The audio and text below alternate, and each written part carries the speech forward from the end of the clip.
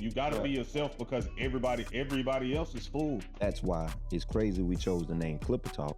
Then going to the barbershop, sitting around. I was saying, I ain't that. It's a nice little reminder. If it bleeds, it leads. 100%.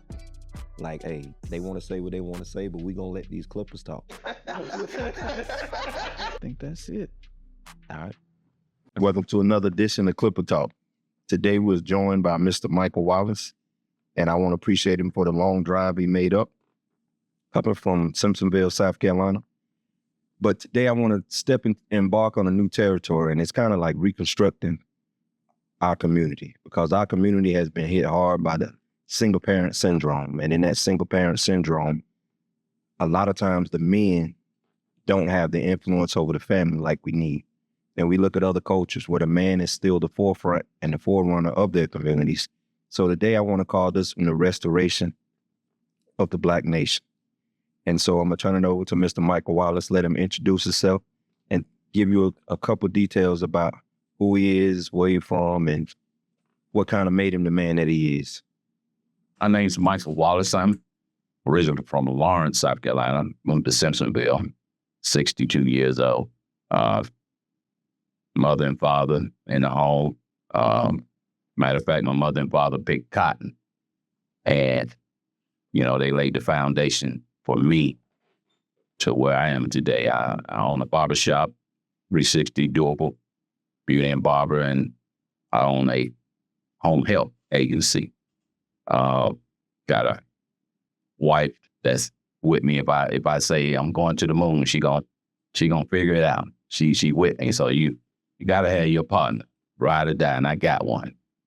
But that foundation starts at the home. I had a mother and a father that worked hard, and they instilled that in me. And that's where I'm at today. All right, appreciate it. All right. Now, in the restoration of order, I like to take into context, I do a lot of biblical references a lot.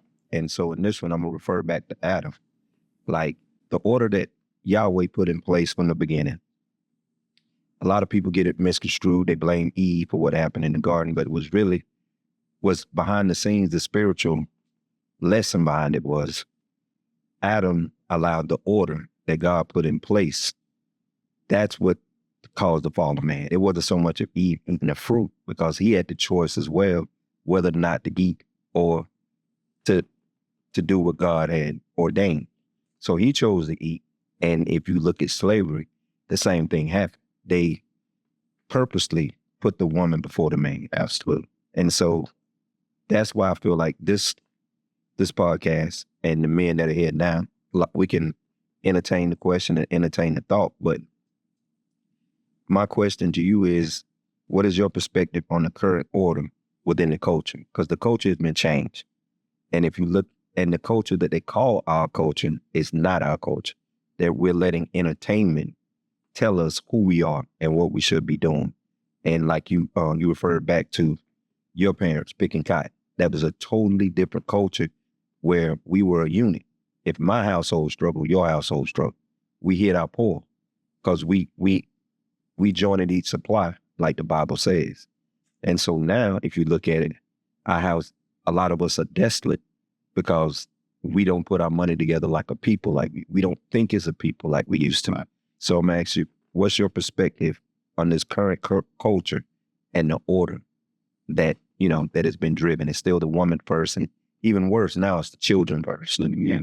Oh yeah, you set a mouthful. It actually began in the 60s when government got involved. I mean, it's all conspiracy or whatever, but they give the woman a house and food, and they say, man can't stay here, so they kind of pushed them to the forefront, pushed us to the back, and I think it was purple. They did it on purpose to damage our culture, but we're still here. And it's kind of hard to sit back and watch, but they actually did it on purpose. They put the lady before the man, and now the women's, I don't need a man. Right. But The independent, the independent attitude. Yeah. Yeah. And if you look at it even deeper, like if you think about it, a lot of the songs that come out, like and I don't want to, throw Jay-Z and throw Beyonce under the bus, but if you look at a lot of the entertainment, a lot of the music that came out, how many women were going crazy when she came out with that independent song, and then that put a ring on it. I mean, you can see how the culture, they use entertainment to change the culture. I go back even as far as Dolomite. When you look at that, if you think before that time, we were calling each other brothers and sisters. yeah, And we went from calling each other the brothers and sisters to calling each other the N-word. yeah, And the women, the B's and the H's. And so language plays an integral part in the direction that people go. they use their ear gate. Right. I tell I got a 17-year-old now, and the music he listen to, and I'm going, you just don't realize that you're opening yourself up to that, because what you hear and what you live it, Right. you gotta put some good stuff in so you can get some good stuff out. But if you just putting junk in, all you're gonna get is junk out. Because to how they dress, Oh, how they dress on everything. You see a rapper, check his video out. He wearing this, you wear it. That's why all these kids run around with ski masks. yeah, And that's what I talk to my kids. As a matter of fact, I talked to my son earlier today about a ski mask. But I gotta keep talking to him. You think they're not listening? Yeah. But they are. Yeah. They act like they ain't listening, but they are. Oh, yeah. You just have to keep pushing. Like I said, put good stuff in, good stuff come out. Oh, yeah. Got to. It'll balance out. Your spiritual diet a lot of times we pay so much attention to our physical, like what I'm gonna refer back to what you said. If you eat junk, that's right, then you're gonna get junk out of it. So we're at the age now where if you don't eat good food, man, you wake up the next morning. Yeah. And so a lot of us don't realize spiritually we're malnutrition in ourselves. Right. So like, I'm a firm believer in your communication is formed by the things you're exposed to. If I watch junk on TV, that gets in my spirit. Right. If I read junk, that gets in my spirit. If I listen to junk, that gets in my spirit. So where's my conversation gonna come from? Conversation is formed by the things that you're exposed to. Right. So we're not, and I'm gonna take this take from I Am Athlete. I took a point from them, like exposure. When you expose yourself to stuff, that gives you a more broader view. Yes. You know what I'm saying? So like you think about, like you was talking about your son. Growing up in my household, my kids, you play that here, I'm taking that item. Yeah.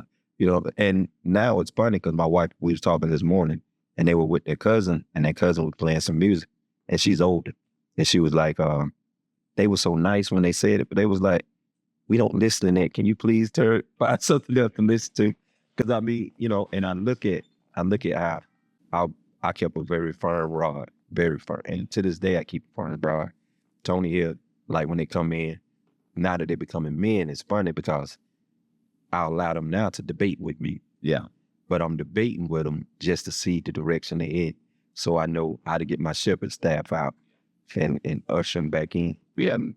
So we kind of hitting on it now, but I want to talk about culture and fatherhood. Like, where do we feel our place is now in the family? Like, and having strong, independent women, how do we curtail our family, but at the same time still use her voice to help us usher forward? That's a balance, and it takes some work because a weak man couldn't take it. Right, and patience. So you gotta have patience. Yeah. And when I tell you I got a strong woman, she's so strong, she won't tell me what to wear. And I say, I'm grown, right? But she know better than me. So, I kind of step back and let her. To me. But, you have to balance it. You know what I mean? Because, and they can get where they'll they'll take over. Yeah, and you don't have a life, but you living whatever life she wants. So, you need a strong woman, but if you can't handle it, right, you have to rethink it. But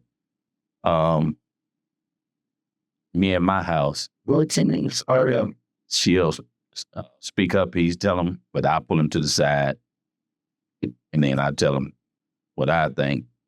I'm not disregarding what she said, but this is what I think. I'm a man. She ain't been a man not 1 second. Right. I've been a man all my life. So I'm gonna tell you what I know and what I experienced. Right. She can tell you how she feel and what she think, but I can tell you what I know. Right. So they'll listen to me, but I let her. Yeah, she gon' whether I want her or not, she gonna let them know, and then I pull them to the side. Speak worried. I mean, I got to the point. Why you talking to him like that? I'm talking to him like you're a man, because when he go out there in them streets, that's how it's gonna be. So I'm not gonna hold back. I say I do what I love, because once you walk out here, you gonna get it 10 times worse, and there ain't no love in that. No, man, they don't care nothing about you. And I'm a cross reference to when I was dealing with my son, first time being away from home. He was in college, 19 years old. And first semester doing whatever he wanted to do. First year, now it's time to come back home, and my rules apply. You've been living however you want to live. So when he came back, still right, and so we had an encounter, and I had to let him know, like, I showed him the difference. Do you want your father or the N-word in the street? You know what I'm saying? So now my kids, they see that they don't want the N-word in the street. They love the loving, kind, chastising father versus the, and so I've never had another encounter with any of my kids after that. I've had that encounter because my middle son, Mama don't love me. Mama, I said, listen, let me tell you something. Break it down, wait. I said, your mama is on you and telling you what she think and what you should do because she do love you. I said, if she didn't love you, she wouldn't say a word. She'd just let you do what you do. Right. And, he looked. I said, just let it sink in. Because if she didn't love you or didn't care about you, she wouldn't say a word to you. She would just let you do it. Yeah. And so, it changed this whole, it's like, okay. I said, so when she on you, she's showing you love because they gonna give it to you in them streets. They gonna give it to you. They don't have no love for you, No. And it ain't no bounds. Yeah, because it's a dog. You're in the den of thieves anyway. Yes. And so people don't understand that concept. I mean, everybody out here is a crook. So why do I expect this crook not to do to me what he do to everybody else? So yeah. And once they get that balance, like I use the expression, what you was talking about with your wife. I use the expression with my son. I'm like, picture yourself with some headphones on and you walking towards a cliff backwards, not looking, and she's screaming. I say, when your mom get to the point where she's raising her voice, I want you to put this image in your head. You got some headphones on walking backwards, and you about to step off the cliff. Yeah. I said, that's the expression that these mothers, when they get to hollering and screaming at you. And I even had to put that image in my head with me and my wife having a conversation, and it get heated. Yeah. This is something that's emergency 911 for her. It's very serious. So I gotta come down, and I don't know what it's like to be a woman, but I have to put myself in her shoes for a minute and kind of see where she coming from. And I think that's what a lot of households are missing, because, our culture, if I go back to entertainment, I found a flaw in the Cosby Show. And I think if you look at and no disrespect to the Cosby Show, because I value that show because there's a lot of values in it, but I saw the shift in a man becoming more of the comedy part of a family instead of the stronghold, the anchor of the family. Yeah. Because if you remember all the shows before that, the Jeffersons and Strong Black Men, Good Times, Strong Black Men, Fred, even Fred Sanford in his joking way, Strong Black Men, and not just focusing on black men, but if you go back to, a lot of shows that we grew up on, Leave It to Beaver and Here Comes Daddy or Here Comes Father and all that. These shows always had the father as the focal point. The ones that guided the family in the direction they would go, the strong arm that brought discipline. But then once we get to the Cosby Show, we see a shift where Claire was considered the one that you went to for, you know, and Bill was more like the one you went to, and she would override him, or Bill would be the one he give a comical, you know, side to it, and not, which it was still values in that, but I saw a shift. And if you look at even entertainment today, the man is always the joke. He's the one that makes the bad decision. Blackish. Every decision he made was a bad decision. And so, like, as a man in your household, I think that makes it harder for us to be men in our house when all the entertainment is pointing the finger at that he can't lead. Yeah, he can't lead. Yeah, because I mean, I experienced it because, you know, I can make a decision and my wife go, you don't know what you're doing. You know? I'm like, second guess. Yeah. So, but like you said, I mean, it's that's what they see and that's what they absorbing. So that's what they putting out. So, right. You just have to watch what's going in. Right. You know, it's in entertainment, TV, movie, it's not our friend. Yeah. It's a tweet. It's not our friend. And y'all might look at me like I'm crazy when I say this, but it's this thing that when I decompress at night, I tell myself another shift. You're the 24/7 shepherd of this household. So yeah, you know what I'm saying? Like, before I go to sleep, I'm praying. Anything I need to be awakened to protect my household and for the sake of my family, make me sensitive in the spirit that the noise, any noise that I need to hear or anything that I need while I'm resting, wake me up. So I put myself on a 24/7 watch, 365, because I'm responsible for these people. Yeah. And, Tony, tell you, we've had this conversation before. I told my whole household, I don't care about none of y'all being mad at me.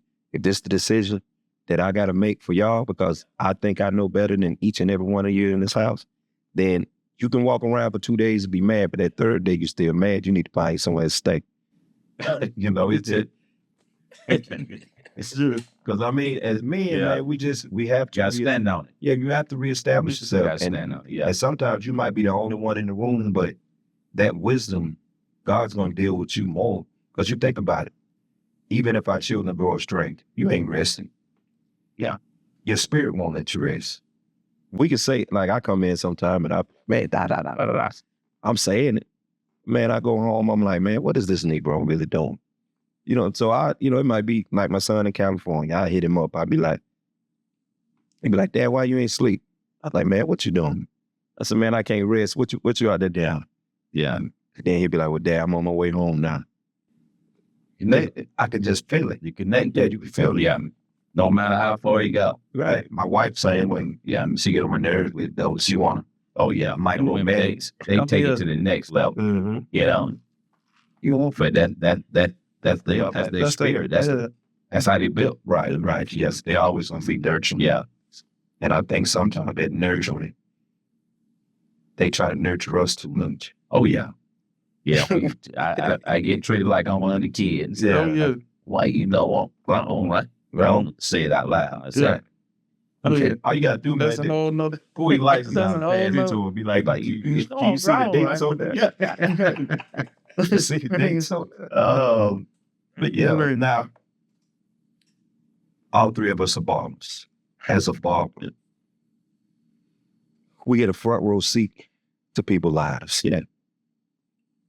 We witness firsthand the decisions that people make that shape destinies, and we see the outcome. Yes. From your perspective, what key traits or understandings of manhood do you often see missing in young men, especially those raised in single-parent homes? You just said it. That missing that man. You got to have that man spirit. Even if he's not in the home, he should be a part, right, of that kid. I know some baby moms that really let them have it, but you should still try to be in that young man or young lady's life regardless. You know, you live your life, right? They starting there, so they need what you got, even though it might be a little bit, but they need it, right, to sprinkle in their pot so they can be successful. I mean, a lot of people say they don't need a dad. They don't. Yes, they do. Right. But you know, we're a major part of these kids. I mean, and I've been cutting 30 years, so I've cut the fathers. Now I'm cutting the kids. Now I'm cutting the grandkid head, and you know, they go off to college and then they do whatever, and they come back and they be like, "Remember you, Mr. Mike?" You know, and it just makes me blessed. So yeah, just you know, you stand behind that chair, you just be the best man you could be, right? Because they soaking it in. They watching you. You think they're not watching you, but they're watching you. You know, so you just have to be the best person you can while they're in your vicinity. You know, and they'll take a little bit of that from you. You know, believe it or not. One of my classmates, we had a class reunion years ago, and he told me, he said, "Man, I envy you and your father." You know, he said, wherever you went, you and your father was together. He said, "My father went in my life." He said, "And I modeled myself after you because of you and your father." And lo and behold, he saw my dad somewhere, and he told my dad that same story. He called me and was like, "One of your classmates said he envy us." I said, "That's why when we out in these streets and when out in public, we just be the best person that we can be, because you never know who's watching." Right. That's it. And he was like, "Awesome. That's just amazing." I said, "He's probably not the only one." Right. You know, right. So, yeah. So that's one of my things growing up when I was younger. I did what I did, but my thing, I ain't want to disrespect my parents. Yeah. I ain't want to make them look crazy. So that's what I try to instill. Like, you're gonna make your mistakes. You know, just don't do anything that's gonna embarrass us as parents, because y'all are representation of what's in y'all. Right. That's right. And you know, we talk about it a lot, and we probably said it on another podcast. Like, I learned this from watching you, and I learned it from an experience I had at Macon's when I was at Macon's. I'm not gonna go deep into the incident, but the owner kind of got involved in something that was extracurricular. Yeah. And so that next day when we came to the shop blank goes time. And so we get a call. Wesley answered the phone by 12 o'clock. And Wesley like, "Man, I see why it's so bad here." You know, Wesley talk. "I see why it was so bad here today, man. Such and such did such and such last night." And so that is what I took into, like, that moment redefined my view of a barber. Like, I can no longer be in places I didn't want. I can no longer engage with people that did things, because everything is now a reflection of me, and that affects business. And right. And so and I took it, even when we got this, when me and Tony started working together, I took it a step further. I'm like, if I do something crazy, not only am I affecting my household, but I'm making that man, I'm starving him a little bit too. So, I mean, I can honestly say, as a barber, man, it brought me closer to God, because I understood that, I watched the bird, he get up, he don't know if it's gonna be a worm nowhere or not, and he get up. And so that made me, as a barber, realize, make yourself a favor. If he gave, and I look at it like, he's blessed me to have a lot of things. And so the things that I have is like, well, he didn't give it to me for me to lose it. So I make myself available. And each and every day, he's going to provide what you need to maintain what you have. A lot of us got bad habits. Like, if I can't afford to buy such and such, but I buy that before I take care of what I'm supposed to, that makes me a bad steward. And, I see, and as a father, it's plenty of times I'm a shoe fanatic. I like clothes, hats and stuff. I'm a fanatic for these things. But I had to discipline myself. Like, when I became a man, that's when I realized I was selfless, because a boy is selfish. Yeah. Because you think of a baby. Yeah. That thing come in the world screaming and hollering. You don't know what it wants. And ain't nobody comfortable in the house till they get what they want. That's right. But it's an inborn selfishness for it to survive, you know, and That's so, the only way it's gonna survive. right. So It's I got me, a spectrum. me. Right. I got a spectrum that I live by. Yes. I got the selfish baby and I got the grown man. And I try to balance myself and push my scale more toward that grown man. And I had to get rid of a lot of selfishness. I was only child. Shoot, I'm used to having everything I want. So it was really difficult for me to not be selfish. So, and I see a lot of selfishness, you know, as a barber. I see men come in and I hear them talking about, you know, their family dynamics or whatever. I don't say anything, you know, but next time he come, because I'm a listener first. So the next time he come, I sit down and we'll have a conversation about something. And I'll use an example of something great and how you had to sacrifice to get to something great. Because a lot of men don't, you know, because our culture's been so damaged, a lot of men don't realize that, bro, when you got a family, you really the last for everything. You the last one. Yeah, you the last one. Yeah. And that's a hard pill to swallow, you know what I'm saying, for you to make sure everybody else got it. You the one grinding, but you don't get my grind as I got older and I matured, my grind was the reward of me seeing my kids do better. And me seeing my wife go out, she represent me well because she well dressed, well manicured, she driving nice. So that was my reward, you know, as he blessed me to bless them. And I noticed the more I did that, the more he blessed me. Right. And then, you know, now, you know, we're in a position where I'm able to bless them and bless myself too, versus just blessing them. So it's a grind. And, you know, I think a lot of times when we see the family dynamic break up with finances causing families to break up, or because the woman make a little bit more, the man, he doesn't feel like he a man and still don't know how to run his house. Yeah. We need to look at when I understood that my marriage was not only based off love, my marriage was not only based off, you know, the family dynamic. My marriage is also a business. So that's what made me say, well, this ain't just mine. This ain't just hers. Because now when I got married, God multiplied me. I went from one head to two heads, but one got to be the head. Yeah. Then I went from, you know, 2 arms to 4 arms, 2 legs to 4 legs. So everything doubled. So my income doubled. Yeah. Well, my income doubled, but we got to think single-minded.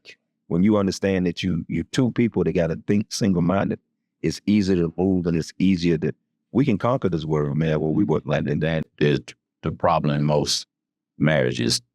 You know, one pulling and the other one pulling. You ain't getting nowhere. No. You know. Because your 2 horses going in different directions. Young man, he got married, and that's what he bought. Every time he come in, my wife, she just tell him. I said, let me tell you something. I said, be thankful that your wife is in your ear, on your nerves. I said, because when you get home and you get a wife, you go do whatever you want. You know, come in, what? And she don't say nothing. I said, you ain't the focus no more, son. He say, what do you mean? I said, think about it. If she ain't saying nothing to you, you ain't the focus no more. Right. He went home, he digested that next week, he came in, he said, I see what you talking about. I don't mind her getting on my nerves. I said, that's what I'm trying to tell you. I said, you better think what you say. Right. She get on my nerves. I don't want. Okay. Mine tear my nerves up I ain't gonna trade her for nothing. Tear my nerves up. But she with me, you know? And if she ain't tear my nerves up, I'm like, oh. Think about it, man. What's going on? I mean, think about it. What did your mama do when she went? And I mean, we got to think, even though, and like, it's a strange relationship between a father and a daughter. Oh. And it's a strange relationship between a husband and a wife, because that woman was given to you by her father to take care of her and to protect her and to provide like the father did. But because of intimacy and, you know, the things that come along with marriage, you have to look at her as your equal, even though you have authority over, but you have to respect her position. And you can't treat her like a daughter, but you're supposed to. That's where being a leader come in at. You have to find. I didn't really understand how to deal with the dynamics of being a real husband until I figured out the way to lead. and my wife sometimes now, because I deviate from it, not that I'm frustrated or nothing, but it's just like sometimes when I guess I didn't decompress enough, I might get a little aggressive. And she'd be like, now you ain't gonna be talking to me, dealing with me like that now. You know, because she's so used to me leading her another way. Because I'm kind of like I ain't gonna say a storyteller to get you to lead, but I like to lead, give you an example of what I'm saying, so you won't, you know what I'm saying? So it gives you a picture of what I'm saying. So to me, it makes it easier for you to go along with it. So, you know, I had to learn the dynamics of how to lead before I became a leader. And I think a lot of times we as men don't understand our role as leaders. Yeah. And by you leading, like you was using the example of the friend when you guys got together and he met with your father and he told your father the same thing.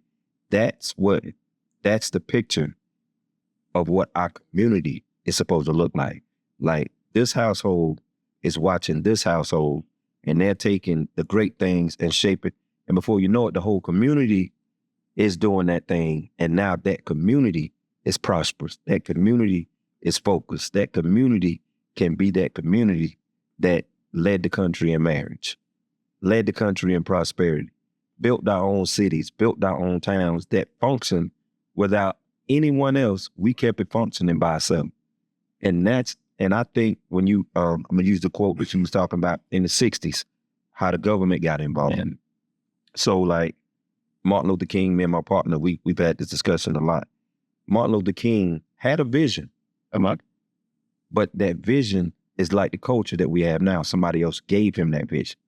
They gave him the falsehood of a perfect society where we would live alongside. But the one thing that he didn't listen to was, when you study history, the people that were oppressed, the people that were taken in captivity, never ever was respected by their captives until they left that land.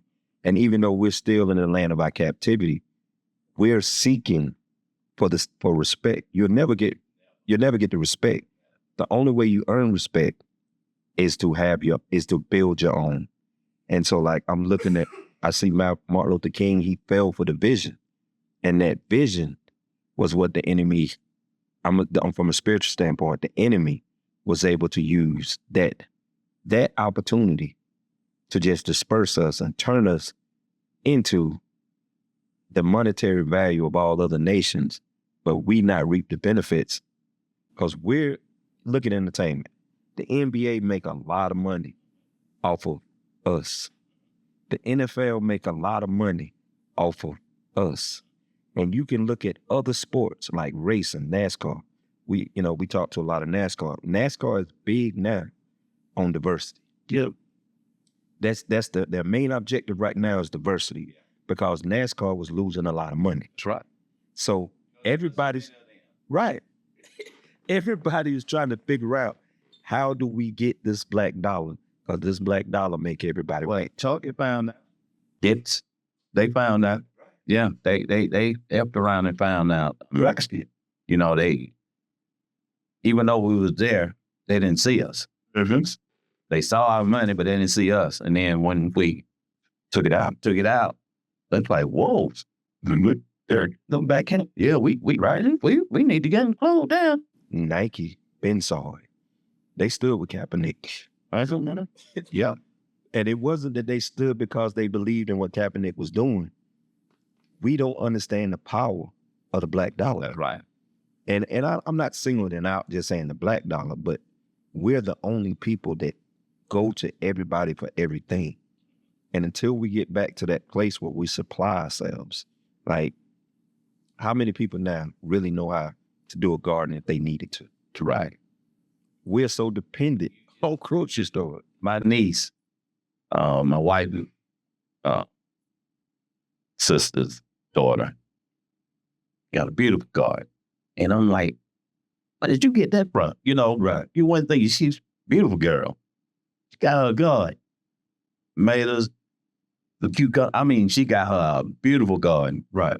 She said, I she's a nurse. I go to a lot of patients in Georgia and they show me what to do. So You know, and I was just amazed that this young lady did her garden, and she was like, "We need to do what?" I'm like, "Yeah, we can do that." And that's what we got to get back to, growing our own stuff, because can't nobody do it like us. No, I mean they actually learn from us, right? You know, you look at the shows, the cooking shows, all of them, they just cooking. They got that from us, but they so magnificent. Right. You know, they're great chefs. Right. But they got it all from us. Right. You know, they stole it all from us. Everybody, we have to recognize that. I mean, like, we laugh and we joke a lot. Like, I don't want to, I'm not trying to throw off on any brands or anything, but like Timber, the shoe that we buy is the most expensive. Yeah. Whatever we buy. Yeah. I mean, we can even talk about the food, the chicken wing. It's the cheapest thing in the grocery store. We love wings. Hey, shit, you better take a wallet. The fried chitlins. Yeah. I mean, you think about whatever we have established. Once it gets established that that's our pay, price goes up. Everybody understands. And I'm gonna use a quote from a figure that a lot of I shouldn't be using right now because with what's going on in Iran, Iran and Israel. But Hitler said something that was very, very fundamental in his last speech. And you have to go online and you have to look at the speech when they translate it in English. Hitler said, he called us the precious jewels of God. And when you think about if we're referred to as the jewels of God, that means we bring value everywhere we go.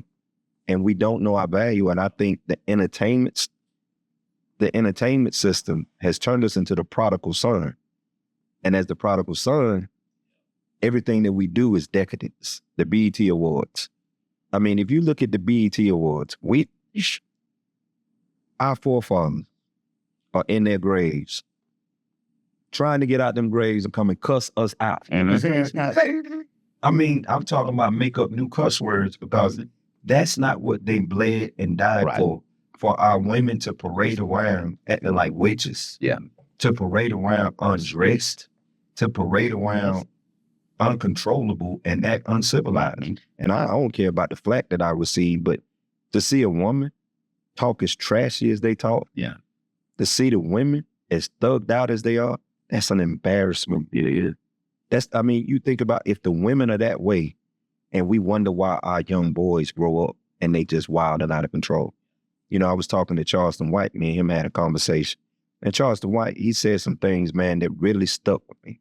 Charleston White said, you want to know why these babies are growing up the way that they are? Charleston said, think about it. Mama sitting around, they see a man come in the house and they hear funny noises coming out the back room. He said, he a little boy. He said, then mama had some friends over. Then all of them, they go in the back room and he hearing them funny noises coming from them. Mama on the phone, talking to her homegirl, being hoeing out, calling her B, calling her this. He's sitting right there hearing that. Yeah. And then daddy come by trying to doggone spend time with the kids and be an influence over the kids. She cussing him out, making him feel lesser than less. And he said, so the men are taking the flack for the community. He said, but the woman is the one teaching them the bad habits. And I'm not blaming the woman because the woman is dealing with a lot of frustration. From the beginning, God said that after she sinned, Eve, the man was the head over her. So a woman without a head is a goddess. She is so powerful that where she has influence if she's not covered. So you look at these uncovered women out here, and they have the same power. They have the same power as God almost. They give birth. They can manipulate and control man. You know, I mean, a woman without a head, without a covering, without direction is one of the most dangerous things on this planet. And you look at our community. We got millions of them running around out here with no head. I know fathers that are scared to talk to their daughters. Right.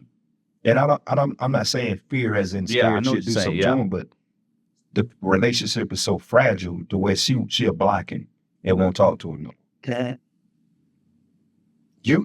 We don't hear men talk about that. Yeah. How they daughter don't block them. Yeah, man, I got a homeboy that's going through that now with one of his daughters. You know what I'm saying? He say, call him, talk to him, have a good conversation. Call a couple days later, he say something she don't like. Won't talk to him for a few months. Wow. You know, it's just, Inside can't feel the badge. yeah, man. Like, That's like, I gotta talk to mine every day. Like, if I walk in the house and we don't speak, like, what's wrong with you? yeah. Like, what you got going on? You all right? Yeah. You know, just so the relationships, man. And I tell them, bro, like, women play games, kids, when the father and the mother ain't together. Oh yeah. And they play with that relationship with the father and the kids. So I tell them, man, whatever you gotta go through, I know it's hard, but you gotta keep that relationship with your kids. You know it. Yeah. You know Oh, my outside man, family that got there. tell me. And you helped me a lot of times Yeah. because you was like, hey man, just be kind. You know what I'm saying? Be kind. Yeah. And so I took that. And so like, what's crazy, everybody had something to say about how I was doing. But like, as a father, I took the position of I could have came to North Carolina, just couldn't. But I stayed down there to make sure and when my boys graduated, that's when I came to North Carolina full time, because I understood that I needed to be there to hear what's going. I'm in the crowd, I'm cutting their friends, and even though they not telling me what's going on in their life, I got a good relationship with their friends, and you know, you see it now. I find out what's going on through the friends, and it's not that they're snitching; it's just a conversation, Right. and I'm making them better, and they understand this man's making me better. So let me let him know a couple flaws about his kid. Yeah. And I never told my kids that somebody else had told me. Well, right. And so it you know, and a lot of people had things to say about, but I felt like it was important for me to be involved in their lives, and the amount of respect that we have for each other to this day. I could call my oldest son and I could fuss at him and it'll throw his day off. I don't know if he'll still cry or not, but I can get on him verbally because of the relationship that we have. Yeah. And that's why, like you were saying, the relationship that we have with our children, man, that thing lasts a lifetime. My grandfather, the conversations that we have now, he ain't dead to me, because the conversation that we have, man, I'll sit down and I'll just think about the conversation, and I hear his voice. I hear him talking to me. So that's why I take it and I make it very important to become a memory in everybody's life that I love. I got to make some staple example or do something staple in their lives so that I will live on forever through them. Well, you know, we're talking about that all the time. Yeah. I was just talking about having a conversation with my boys, little debates about what they don't like. You know what I'm saying? So y'all sit back and I'm like, in the middle of the conversation, I start laughing. Because in my mind, it's that same conversation when I was 20 years old. Me and my pops was at it. Yeah, I tell him, man, you gonna go through the same thing when you got a 20-year-old son. Yeah. So just take every lesson you can. That's right. And just be it. But that lesson your dad gave you, you give it to them, and they gonna give it to them. Right. And they gonna give it to them. So it lasts, it lives on, you know? So that's just like you said, you know, my wife, you just too nice. But nice wins every time to me. You know, you could be mad and raising sand, and I just be so nice, and they go, That's biblical. man. Kind words speak. Okay, so what, you know? Yeah. I diffuse it. I ain't gonna come at you with that energy you come at me with. No. Okay. Right. And when I'm sending that nice energy back to them, they go, oh, okay. Okay, well, we ain't got to, it don't have to be that way. No. But if I come at you aggressive, it just gonna grow. It's a fight. Yeah. And so like, I get tired of fighting, so shoot, I want peace. Yeah. And peace is so easy to get, but when I roar, that's a conversation we'll never revisit. Yeah. Because if I give up my peace, I'm gonna give you an example of why I'm peaceful. You know what I mean? Yeah. So Yeah. Don't and- wake that animal. no, up. no, let him sleep. Yeah. You know, and that's why I think wars are fought. People don't understand. Peace is the foundation of your health, your mind state, Absolutely. your future. Because a peace, if you're at peace, you can think your way through stuff. When something come up, I mean, you can create, you can invent, you can come up with ideas to increase revenue.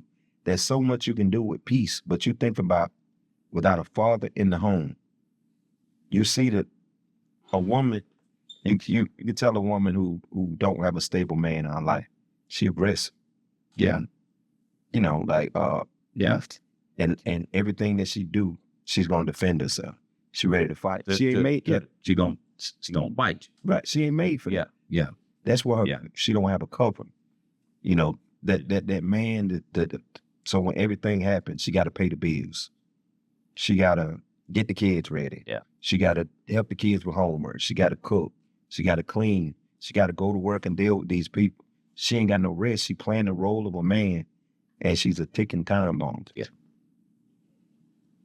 Yeah. We don't understand how important we are, not only to our household, but to the community. To the community.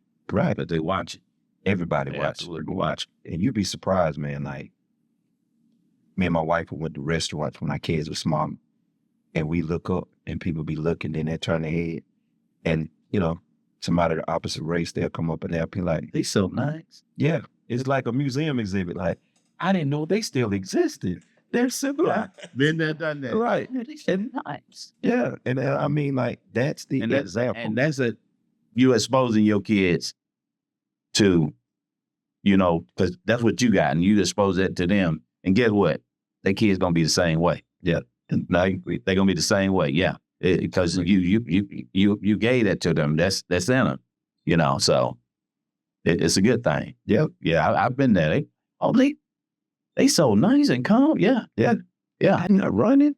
They're not hanging off the chandeliers. They're not baby kids. Yeah. But Been there. But I want to get off into another topic, like anchored by example.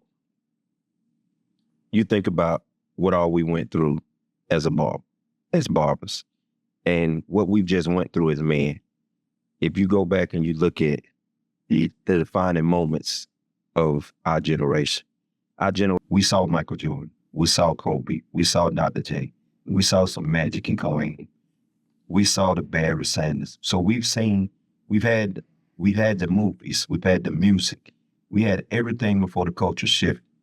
Now, what defining moment can you reclaim from any of those areas to where it affected and kind of shaped and molded how you move in this world? For me, the one that stands out for me is when Barack Obama became president. And because my father and we had conversation, he was like, "That's never gonna happen. Right? That's not in my lifetime." Right. You know, and I explained to him that, you know, he's a different dynamic. You know, he know how to work. He came from the ground up. He didn't try to come in. Right. And that right there, when it happened, I mean, I actually cried. You know, even though he's not the first Black president. Right. I didn't even go there. But that moment right there, you know, show me that, you know, if you just be yourself and be who you are, right, you know, and you will achieve, you know. So, but that right, I mean, like you said, I've seen all of that. But that moment right there, At the time, kind of, it was kind of like a Kevin Garnett moment where you say anything is possible. anything's possible. Yeah. Right. Yeah. And I think a lot of us took that road to where, like, once we saw that, the ceiling, there was no ceiling. Yeah. But we you know, as people of color, we know that our road is different. You know, like that grit and grind, that leadership, that not deviate from who you are. That's right. You got to stand on it. You got to be who you are regardless. You know, and then, you know, Then come around and we get who we got. You know, they just showed us any old a dude. They, you know, because I mean, you can't. There's no comparison. I don't even just, you know, people try to understand what was happening, but it is not for us to understand. They just wanted us to know, yeah, what we gonna show you, you know, that you thought you was, you know, right. The resilience, yeah, that we had, we still here. We ain't going nowhere. Yeah, we the most resilient people on earth. We're not going anywhere. Yeah, fight. Gotta keep fight. Yeah. So what anchored you and your values, you know, to become family with people? And what value as a man made you such a good father and the man that you are? I mean, it really, the community that where I come from, that's all I've seen. That's all I know.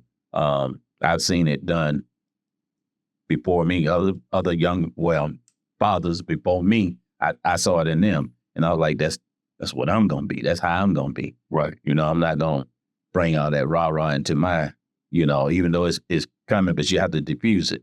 Right. But the community, I mean, even in business, you have to kind of birds of a feather flock together. You have to use that. I surround myself with business people, barbers, whatever, and that's why I guess it's like a magnet. So what you think, it'll come to you. Right. You know, if you think negative, that's what's coming to you. If you think positive, that's what's coming to you. I get on my wife's nerves. She speak, and I'm like, don't say that. What you speak, will come to you. Right. I don't, you know, no word comes back forward. No. So I saw it when I was growing up. You know, my grandmother was a business lady. She sold moonshine, a bootleg, mash or whatever. I saw them. They come in, you know, and I walked. That's how she survived. Right. You know, and she would. You got to be nice to people to get that. You taking their money, or they bringing their money to you. Right. You know, so you be nice to them. You know, they'll get a little rowdy, but you still be nice to them. And it diffuses. It diffuses. It diffuses it. Right. You know, if I come at you angry, you angry, I'm coming at you angry. This gonna blow out. So I'm a kind of person that whatever you give out comes back to you. Right. You know, and I just like to surround myself with people that's positive. And I mean, if you got some, you know, I ain't gonna be with you too long. Right. But what you get, what you give, you get back. I'm a firm believer that. When I told you earlier, I didn't choose barbering. Barbering chose me. Right. Simply because I was a manager at a foundry. Going to my office, and there's a voice in my ear said, "Go to barbering school." And I'm turning around, and I'm looking for who it was. There was nobody in the hallway but me. Right. So I went in my office, closed that door, and I found me a barber college. And I went to barber college. 6 months later, they closed the plant for no reason whatsoever. And all the managers in that plant was black. The mother company was in Cincinnati, so they came down and saw all these black people, and they didn't understand why it's running so good. Because that's what we do. Right. And they closed the plant, shut it down, sold all the equipment. The company that bought it hired me. I went up. I was over the courtroom. They hired me. This was 30-something years ago. It was like, can you come help us? And I said, only way. Matter of fact, my oldest son was in his mama's stomach. And I said, the only way I come, you pay for my housing, you buy me, give me a car, pay for my food, and give me a plane ticket home every other week, and I go. And for $25 an hour. And he didn't even breathe. He said, okay. So sold myself short. So I went up there 6 months, set the machines up, hired the people, And he called me and he said, "You need to renegotiate your contract when we think we're paying you a little bit too much." And I said, "This is my last day." He was like, "No, it ain't got to be like that." I said, "No, this is my last day." I said, "I'm making you millions and you paying me thousands. And you saying, paying me too much." I left 30 years ago, went to Greenwood, started cutting. George Macon saw me, went in there. To this day, I went back. That taught me that I was valuable to only me, not to them. They want to give me what they want to give me. I'm making them millions. And they want to pay me thousands. And I hadn't looked back. And Barbara had been good to me. It's been awesome to me. You know, That's what happened to me. Yeah. I started cutting, and then I cut in a couple shops that I didn't fit in. Yeah. So I kind of lost the desire. Yeah. You know, so I went and got a job, and I was still cutting at the house. Yeah. But it was just like when I went back to working full time, it's what showed me, hey bro, you got to get back in the shop. And that's the same thing that happened to me. I'm trying to get positions. Yeah. You know, but they're always overlooked. And then they hired somebody off the temp service to supervise me. After I trained them out, this ain't it. Yeah. I told my wife, I'm like, yo, I'm about to go back to cutting full time. Let's save up some more money. Happened again. I was like, nah, I'm going there. It'll work. Yeah, it'll work. Yeah. So Absolutely. I had to jump out there. Yeah. I started, it's complicated as well. That's how. Yes. I like. We all went through, like a lot of us, went through the same little struggle. Because I mean, with our mind state, we ain't gonna work for nobody. No. No, Not because working for somebody in town, me sacrifices too much of me and meet your demands. That was my biggest issue. I would be arguing. Like, they gave me days off. I'd sit there and I'm rationalizing with you. I'm like, man, you mean to tell me you can go with your family anytime you want to go with your family.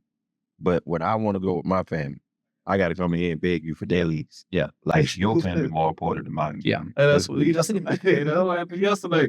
Just like, man, you off? I say, yeah. I asked myself if I could take the day off. Myself said, approved. Yeah. Yeah. For real. Like, I mean, you have to. And, you know, like I was telling you earlier, you know, I was talking junk to my wife. I'm like, look, my partner, this Negro, he gonna have to take him on vacation because he's getting burned out.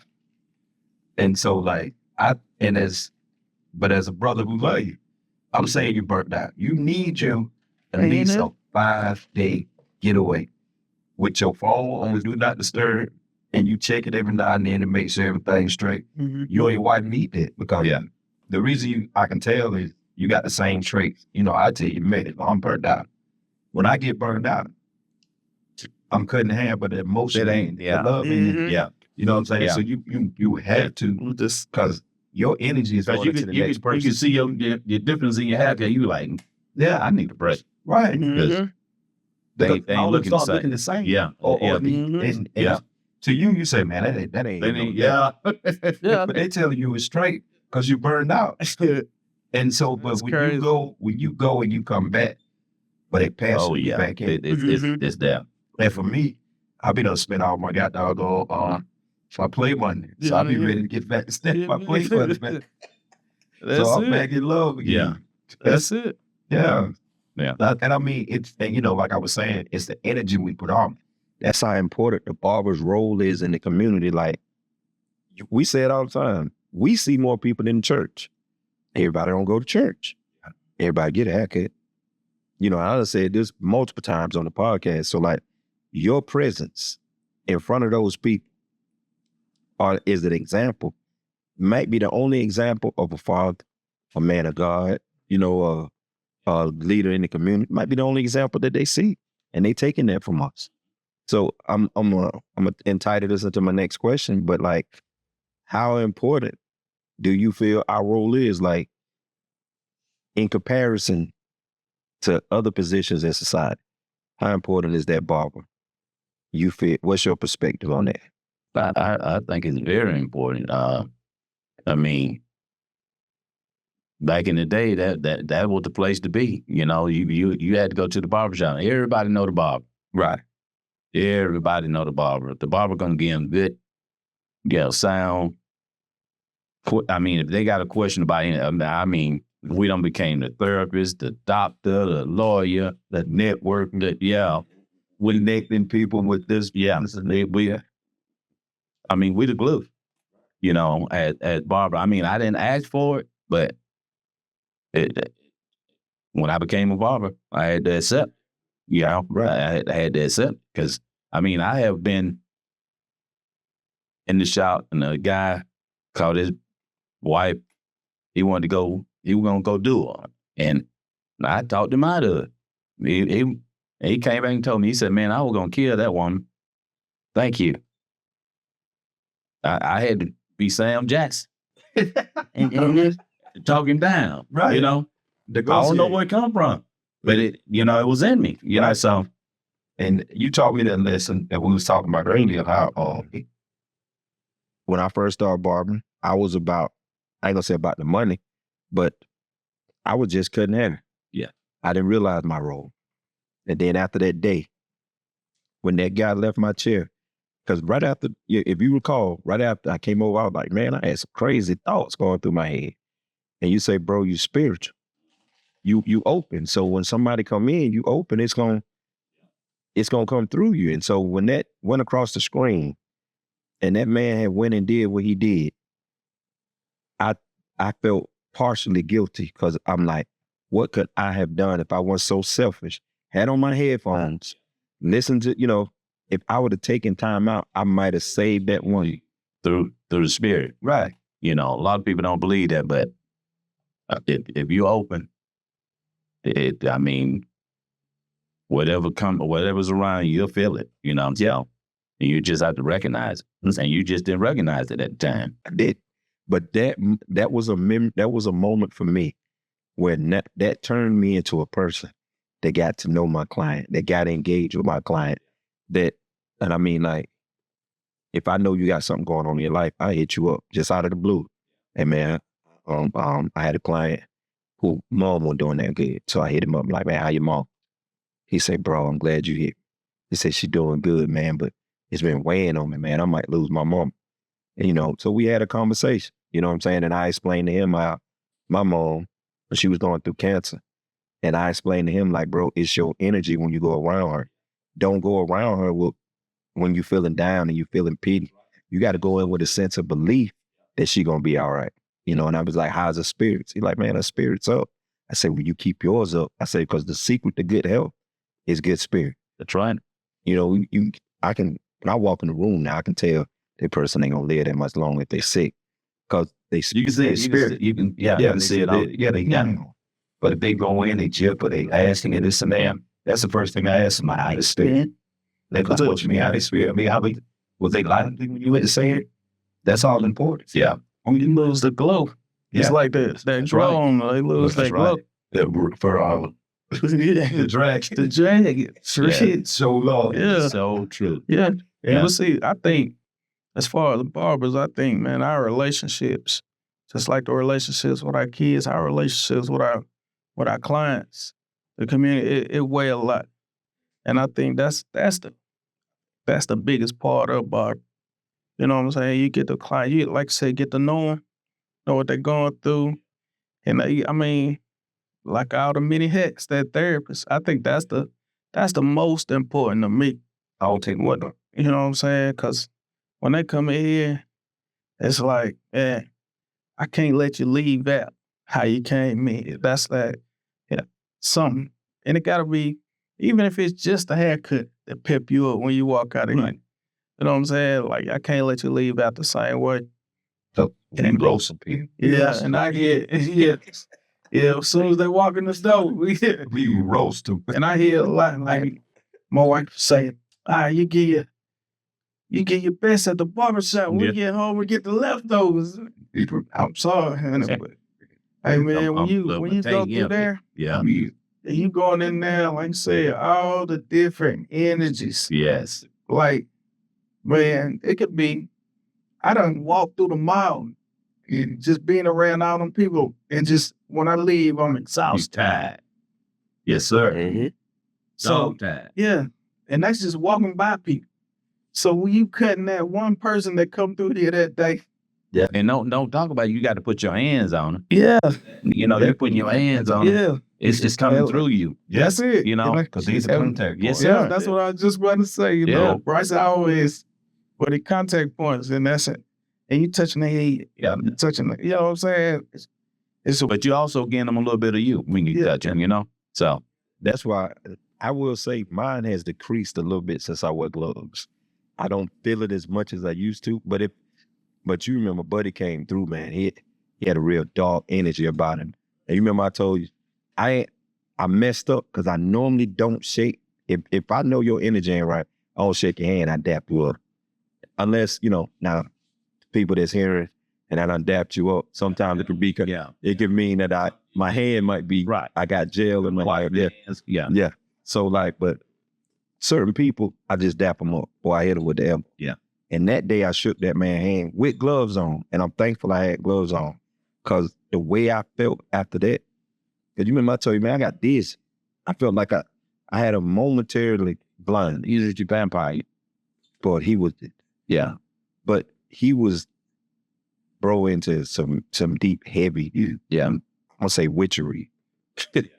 But I mean, like I shook his hand, but momentarily I was dizzy. And you know how you can see, but it's like a bright light. You really can't see before I passed out. That's how I felt after I shook his hand. And I told my partner and the person in chair, like, give me a minute, man. I gotta get this. You got to shake that out. Yeah. And so if you didn't, you'd have gave it to them. Right. And if I didn't have gloves on, I feel like that man I might have died that day. That's how I just went completely drained. And I had to sit there and meditate and get my strength back. When the people call into your life, and they don't complete their assignment, they gotta ask to where they get their power from.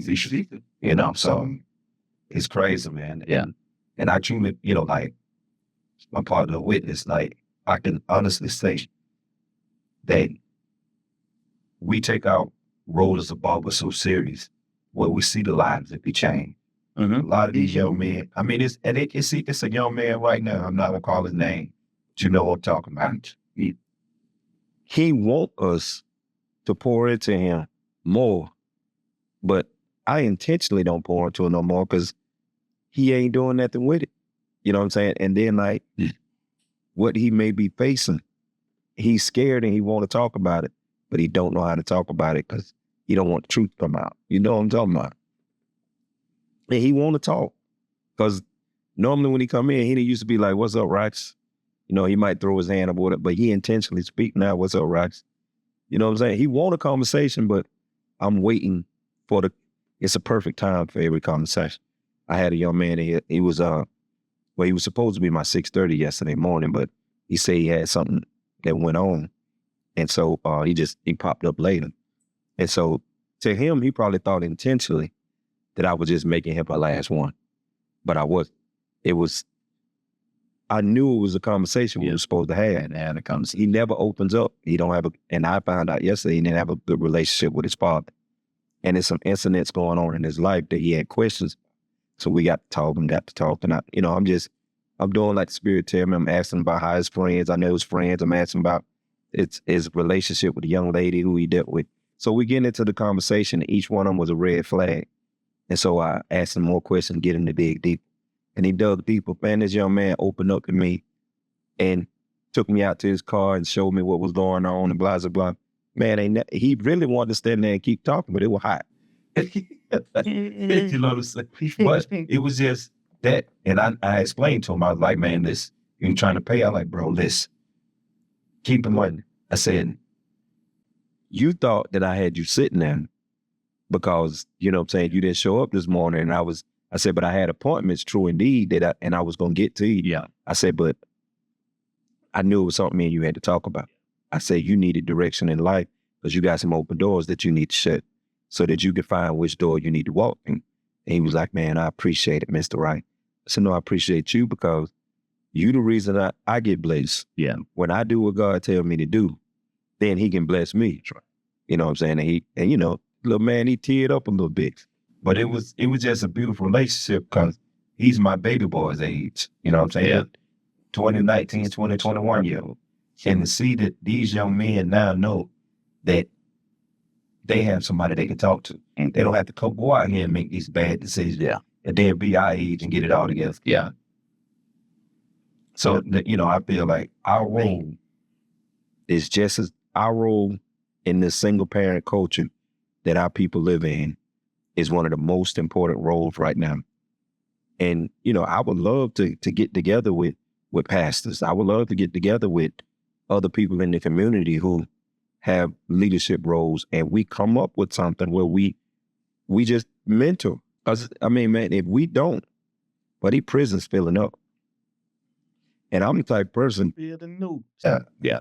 I'm the type person, man, like, I'm not going to allow, if something going on in that parking lot, and thank God it does, I'm going to go out there because I've done it. I've seen somebody that I know, a young boy that I know, getting pulled over by an officer. And I walked up like I'm his uncle. I'm like, what my nephew done did. And he looking, and he was like, he said, well, he was speeding, this and that. I said, boy, I'm going to call your mom, call my sister. I said, what you doing speed? I said, sir, he know better than that. Now, I'm going to go over here to my car and go call you. And go call your mama because you know better. Man, that officer let that boy go. Because, I mean, and the thing about it was I was pulling up to let them know that, hey, he got people that love him. You ain't about to go left with this. That was my, you know, that's why I do stuff like that, to let them know that, hey, he don't come from that kind of household. Because they'll bait you. Yeah. They pull you over and they bait you. You got to just, like I said, you got to match. You got to have them to match your energy. Don't match theirs. Man said, you match theirs, you're in trouble. Because the lady was, you know, I talked to the young man. He said that it was a man and a woman. And I'm talking to the man. The woman was nasty with it. Mm-hmm. But once they saw that he had a male with him, they calmed down. And you know what I'm saying? He had a male in his life. But that's what I feel our role is, to be, once you declare the father, I go back to the progenitor of who we are. I go back to Abraham. Once he was a father, but God declared him a father of many nations. Now, we have children, but are you just a father to your children? Or does the title father mean that you are a father and you can share fatherly advice? A whole bunch of them in the neighborhood. That's what I'm saying. Yeah. We take our title as the father. house. Right. And that's our My role in the mother-in-law community. stay with me. Yeah. She said, they just come in, wash their hands, go in the refrigerator. I said, hey, okay, Ma. Right. They at home. Right. She was like, I said, okay. Right. Because my house is the house. That's it. That's how mine was. It, and all the boys piled up here now when they come home from college. See, we simplify the wrong things. We don't understand that once you earn the type, God blesses you to be a father. Yeah. He didn't say you're just a father to a child. Yeah. Think about all these young men that come in and out of barbershop, and they're around our children age. And we don't pour anything to them, and your kid at that party, and that little boy that you had a chance to pour into, shoot up the spot, your kid get shot. That blood on your hands. We can say it ain't. But you had a chance to pour into that child, but instead, I learned the difference between being an idolater and being a barber. An idolater, the money. Yeah. A barber understands the money comes when you love the people. When you wake up that morning, God already allowed what you gonna get. Right. You ain't gonna get no more, you ain't gonna get no less. You trying to bogart and get, and I'll be like, calm down, dog. Yeah. You gonna get yours. You're ruining your tomorrow. Yeah. Yeah. So, yeah. Yeah, you run people. And like, this one thing that people can say, there is no tension when you walk through that door. If you're a client of mine and you sitting in Tony's chair, man, we laughing and talking like you're sitting in my chair. And vice versa. If a client is in a hurry and I tell him in a minute, look, he's #1 draft pick. Right. That's it. He can take care of you. Right. Because when you create that tension, man, people I've been there and done that. Yeah, oh my God. Boy, You can think, what the world? We trying to claim grand folks. Man, that's my claim. Man, that ain't. No, That's that man. That's his money. He spent that money where he wants to spend. that's right. He said, and you mind if I keep my hair? Why was you keeping it in the shop? Yeah. That's it. I'm like, I can't cut you look, off. that man ain't here for a reason. We ain't enemies. No. Oh, yeah, he cut your hair. Yeah. It ain't no, listen, it ain't no love. Cold. Man, number one, I look at it like this. When I declare, when I call you a brother, That means that, man, I want to see you just as blessed as me, right? Because I understand envy. If envy creeps in, like Tony tell you, most of the stuff, now some stuff I might not, it'll come up later and I'll be like, dog, Tony, my bad. Or, vice versa with him. Like, we'll do stuff, but we always let each other know when we run into, like, if I run into a good thing, I share it with him. He run into a good thing. He should. Now, sometimes we forget and we'll be talking amongst ourselves and we'll say it and he'll hit me like, dog, right, you don't love me no more? And I hear him the same way, like, dog, Tony, you don't love me no more? You know what I'm saying? But we always share with each other how to make each other's lives better, man. And I think that's, as a barber, that's key. Yeah, we have to and you have to treat people the same way. Yeah. Now, in closing, your business and your vision. Are there any businesses or ventures that you're involved in that you like to share with us? And if so, can you go and give us some intel on it? Being my wife, she's an RN. She was a hospice nurse. And we ventured into healthcare, non-medical. We take care of, we have Medicaid. We can send aides in to assist you with washing your dishes, taking you to the doctor, anything like that. I really got that business just by being around other business people. But it's a very satisfying business. It's just like barbering. I mean, I go to people's houses and, just spread the love. When you walk in, they just, you so nice, And I've seen some dire situations. I'm like, man, how do they live like this? Right. But I can go in and make that better. The name of the business is 360 Doable In-Home Care. My wife is, I'm the owner, but she's the owner. Right. She runs things, but I absolutely love it. That's gonna be my follow through, because I think what I'm gonna step from behind the chair. I'm gonna let my son kind of pick it up and maybe manage and bring some barbers up. But I think that's what I'm gonna do. Because I mean, stand behind that chair. I've been 30 years. My friend Tony, that's with me, he's been 40 years. Sometimes we just venture out but this fell in my lap. This is an awesome business. Like I said, we take care of people, and absolutely love it. I like barber, and it's I just slid right in. Still good little people. Yeah, still helping people. Right. Yeah. And crazy thing about it is walking away from the chair, me and my partner talk about it, and our next phase, we both dragging our feet on it, but we're venturing off. We want to bring up some barbers with the same mentality we have. So we're venturing. We're going to eventually venture into getting to school, and that's going to be one of the things that when I cut my days to Thursday, Friday, and Saturday only, because it's kind of hard for me to walk away from it, to be honest. But when I tell you my wife is on me so hard, she said, "You just love that chair." I do. Right. I ain't gonna lie to you. I do. I'm addicted to it because you help so many people, and so many people just pour. They pour into you, and you pour into them. Right. It's contagious. It's you absolutely love it. Yeah. So you have to. It ain't you taking a vacation. We going such and such. You telling people you ain't working. So that's the because I stay there the whole, because I love it. Right. The thing about it is, that's why my partner, he still got his passion. Now, I ain't taking, he still got his passion, but I can tell you that vacation is necessary. Because I mean, man, it's just when it ain't work, man. Yeah, and it's not. It is absolutely not work. Oh yeah. When it start feeling like work, you need Need a break. you need to shake it out. Right, because Oh, man, yeah. I'm mad if I commit a comedy show.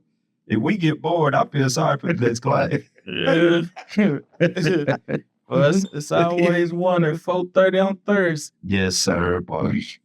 Yeah. Hey, we hit him. He built for it though. Left Because if and you don't right. get him, he gonna get hot. Left and right. As soon as it comes through the door. Sometimes I don't speak to it, just have a reason to start with. Oh, you got a problem with me, Rice? I'll be like, oh, you gonna come in the man's house and go speak? How about I open your refrigerator?